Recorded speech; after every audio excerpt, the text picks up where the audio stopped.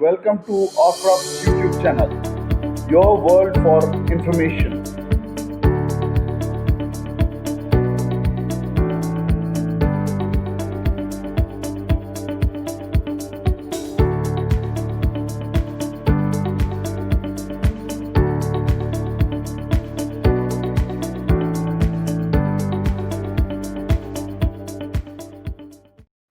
Hi all, how are you?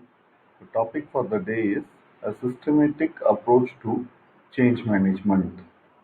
Thanks to all those who have subscribed to my channel, and a quick request to those who haven't, kindly check out my videos, and if you like them, subscribe and share it with all your contacts.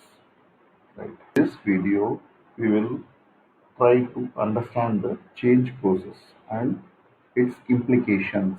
To try to figure out the steps involved in the change process, we will try to understand the systematic approaches to the change process, and we will see a few examples. When we speak about the change, there are a couple of important aspects about the change. They are the content of change and the process of change. Process of change focuses on the strategy, structure, and the human resource management. How do we welcome a change? First, we need to have a clear plan in place. The clarity in planning is the first step. We need to conclude on the intended results. What are the results that we want to see out of the change? And then the plan has to be altered in accordance with the intended results. Then the implementation of plan should be done. And once there is some kind of outcome, they'll have to be checked and stabilized. And for the sake of clarity, the process has to be assessed. Deciding upon what to change is known as the content of change. Areas of content of change are technology, marketing, quality, and cost. To counter these changes, the organization has to change in three aspects: strategy, structure, and people management practices. These three aspects are the process of change. The pivotal aspect of the change process is the organizational leadership. Organization that has been exposed to change undergoes one of the following three processes: either it can grow, or it can decline, or it can transform. These three are the generic or core process which constitute the organizational change.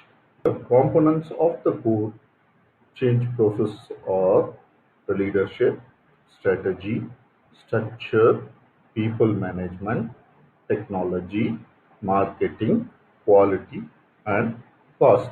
All not loose entities, but they are integrated dimensions of change built around a foundation called leadership. If an organization has to be successful, it requires to manage change to both the content and the context, and it can only happen through a value-based leadership. And change prepares the entire organization for the change that is required, necessitated.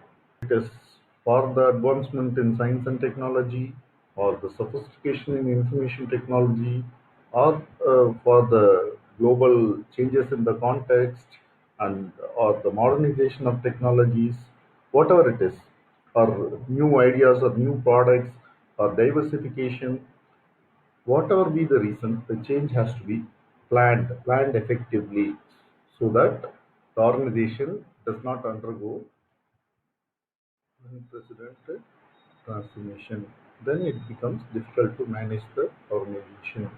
Leadership intervention is a key factor in change, and the diagnosis of the corporate mission, values, and individual goals, and responsiveness to the environment and prescription action to ensure that the conflict and cooperation between groups and individuals are managed well, and the attitude to work, the follow-up are the key factors in change management.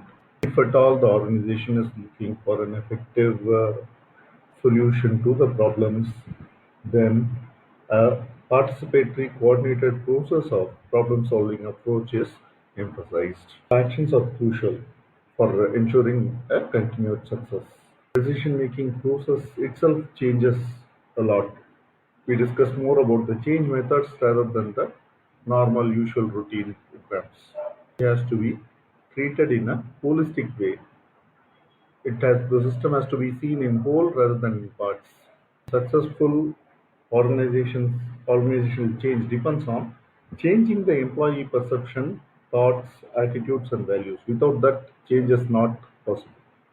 These are imperative for change management. Now let's dwell upon the systematic approach for change management. The change comes through some kind of force. Force may be internal or external. So there are some forces for change. Once you recognize these forces of change and you define the problems, then it becomes a problem solving approach.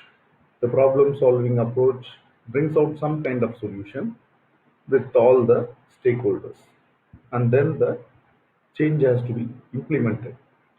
Change implementation is a critical thing here, critical task, because the transition has to be managed well. It has to be seamless. The transition has to be seamless, and the measures have to be taken. They'll have to evaluate it and control.